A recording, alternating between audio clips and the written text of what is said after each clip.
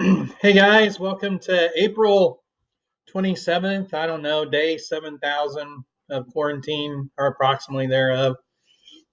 Hope you guys did something good or fun today. You got outside and enjoyed the good weather. I just got back from I did a 30-minute or 30-mile bike ride this afternoon. So I got out and enjoyed the weather on my bike, which I like to do. So hope you guys did something fun this weekend, enjoyed the nice weather. And we're gonna review this week perfect competition and monopoly, guys. Those are the two things that are asked most often on FRQs when they're talking about the market structures.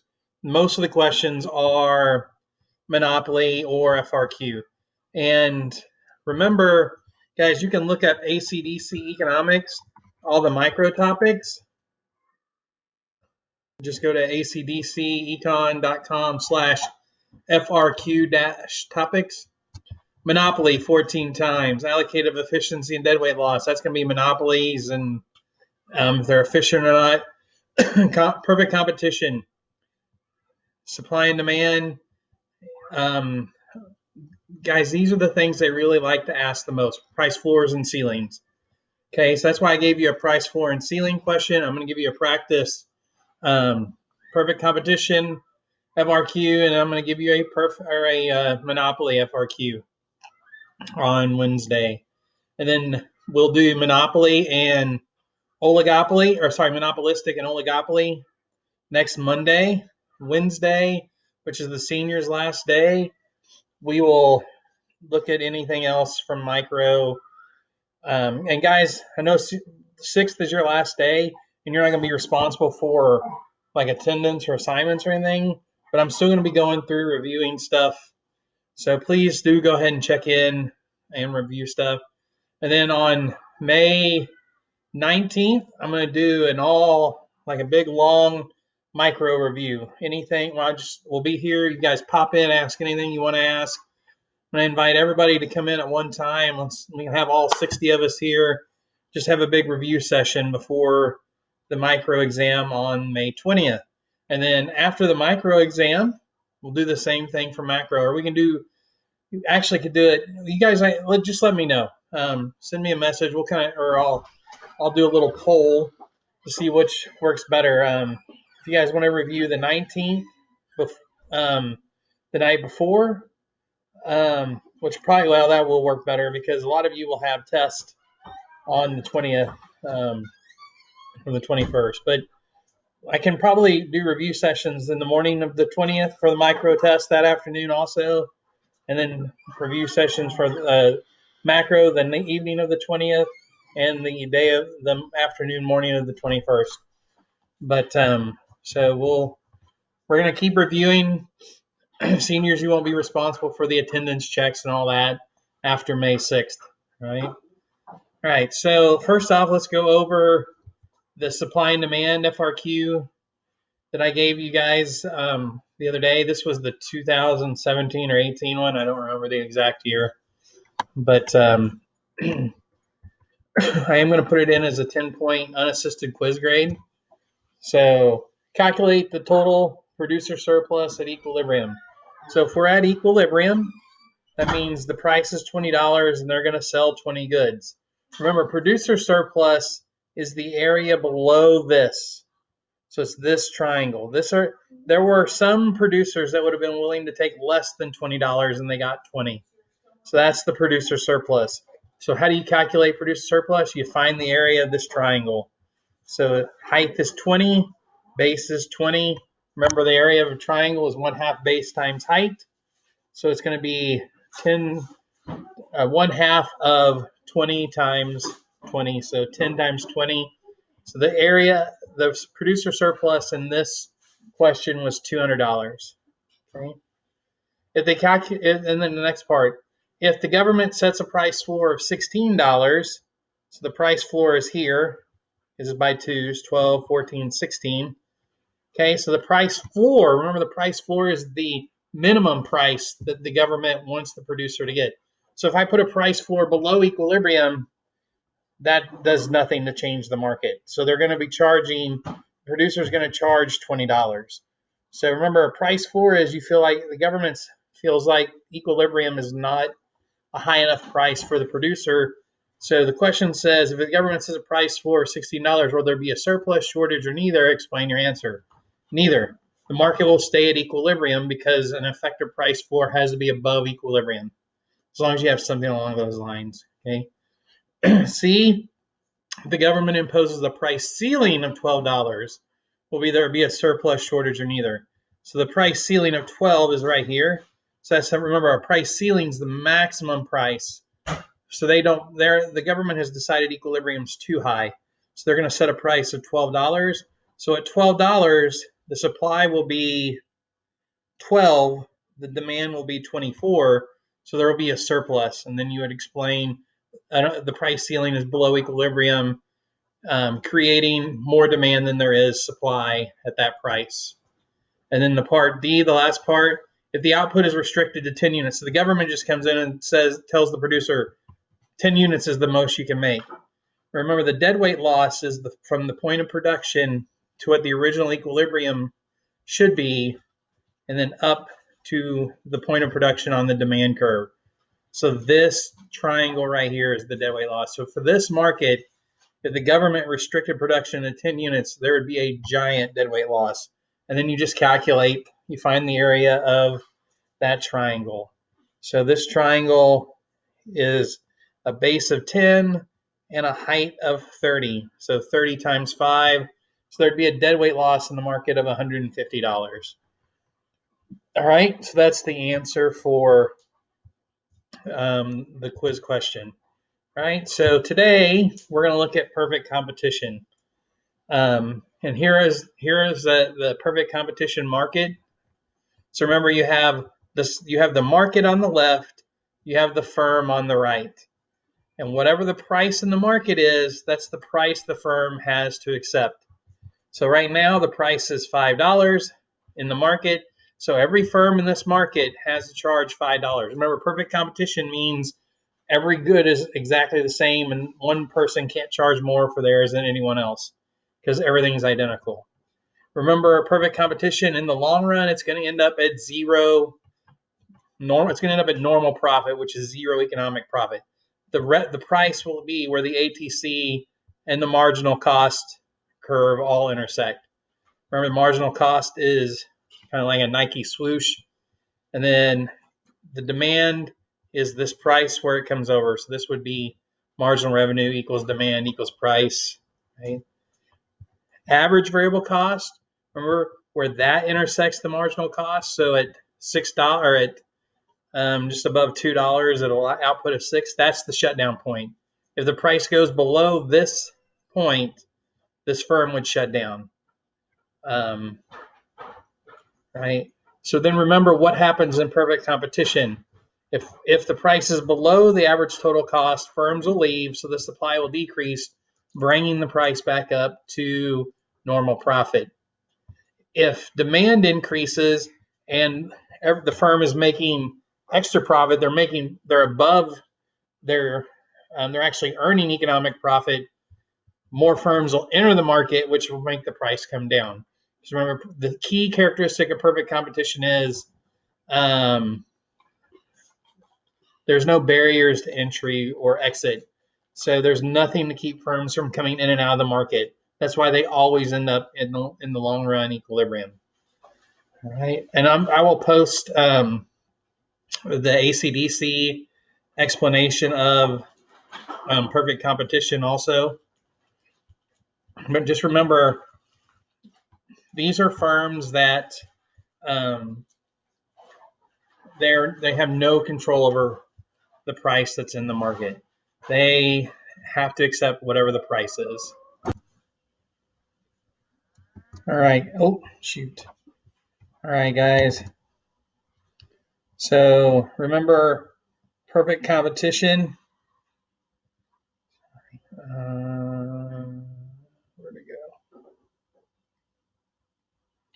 All right. So perfect competition, and I'll post this PowerPoint also. Remember, they might ask you the characteristics of perfect competition. So characteristics of perfect competition. Remember, many small firms, identical products are exactly the same. Doesn't matter. That's why they are price takers. They have no control over the price. There's no need for advertising, so there's very little advertising cost, and then lower barriers to entry. And then remember, what are price takers? They cannot. They have to charge just the market price. There's nothing that lets them change their price. So they have a perfectly elastic demand for their product. Each firm does, right? So remember, the market price determines the demand for the firm, and they cannot change that at all. Okay? They are a price taker. So everything they get, they can sell for $10. They can sell as many of them as they want for $10, but that's it. So remember, in for micro, where do you determine where you produce? It's where MR equals MC.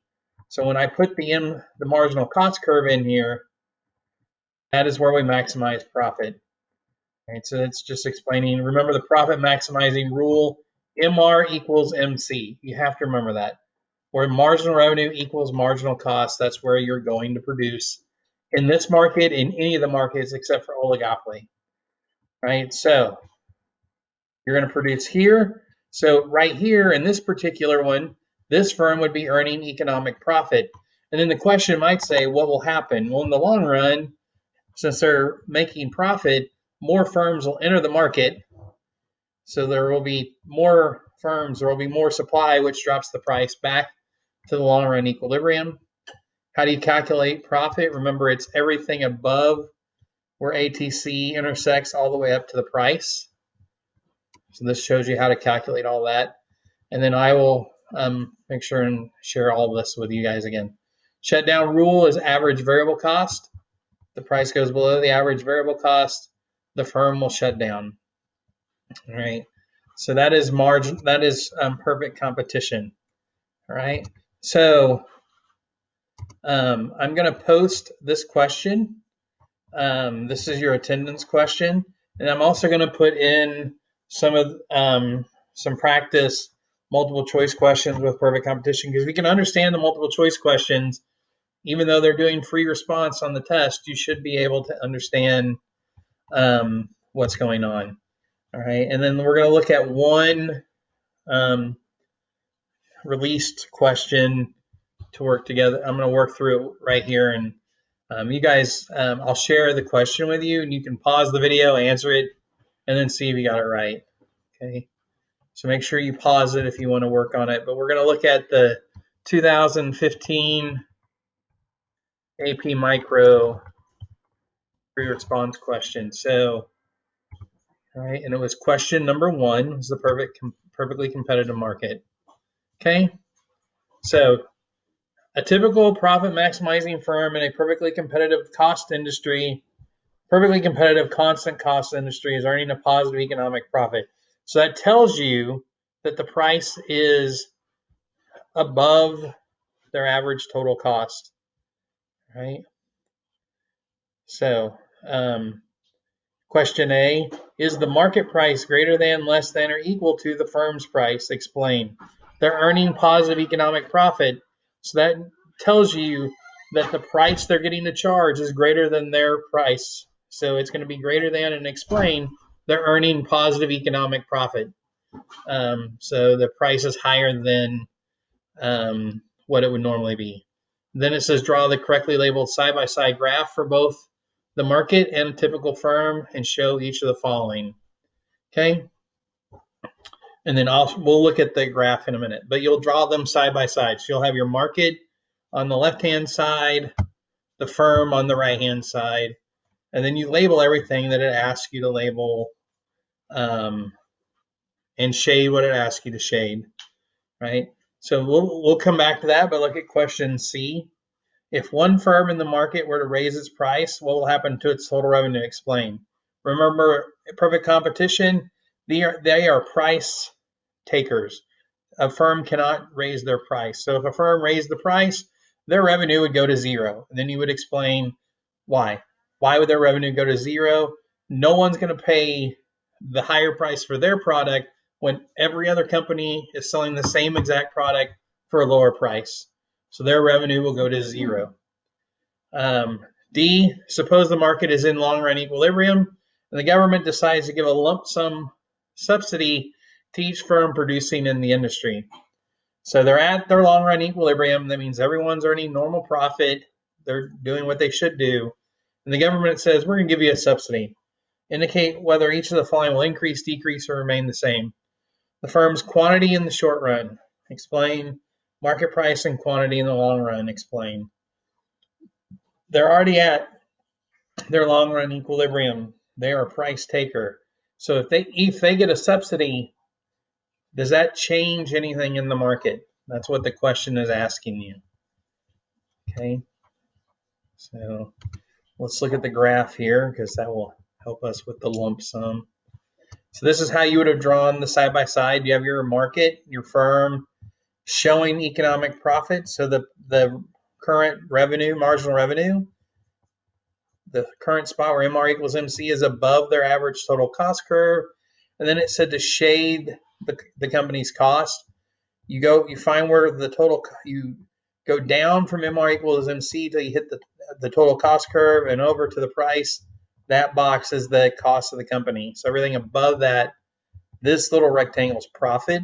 This is their cost to make the product. Okay. And then it labeled everything there. Right. 1 point is earned for saying the firm's total revenue will fall to zero because quantity decreases to zero. Because the firm is a price taker, the firm is facing a perfectly elastic demand. It loses all of its consumers. There's lots of good explanations on that one. Okay, so then that other part, what will happen in the short run? The firm's quantity will stay the same in the short run because the MR equals MC point did not change.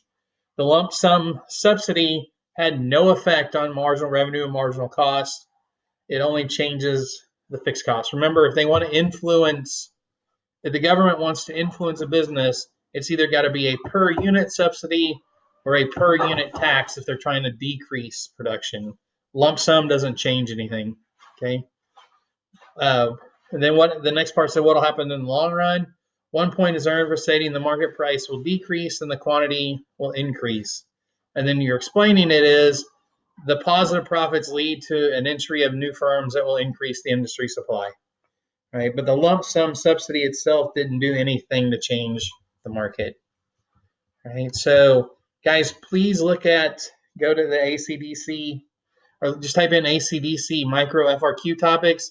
He's got them all broken down for you there. And then you can just, they're all released. You can search for them and look up and practice any of the perfect competition ones you do. And if you do practice one and you're stuck on it, please email me or jump into the Google Meet tomorrow and ask me about it.